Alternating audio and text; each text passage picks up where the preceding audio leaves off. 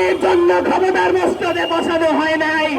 যেই কথা উপদেষ্টা আছে অবিলম্বে অবিলম্বে অবিলম্বে আইন উপদেষ্টাকে পদত্যাগ করতে হবে, না হলে তাকে শহীদ পরিবার জোতা পিটা করে আসিফ নজরুলকে ক্ষমতার মস্তদ থেকে বসাইবে। এই রয়েল এজেন্ডা বাস্তবায়ন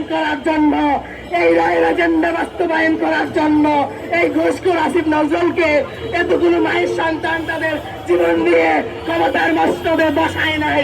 আজকে আমরা এখানে এসেছি কেন? আজকে আমরা 1 বছর হয়ে গেছে, একটা মামলার কেন এই সরকার আনুষ্ঠানিক বিচার করতে পারলো না? সে ব্যর্থ সরকার হিসেবে নিজেদের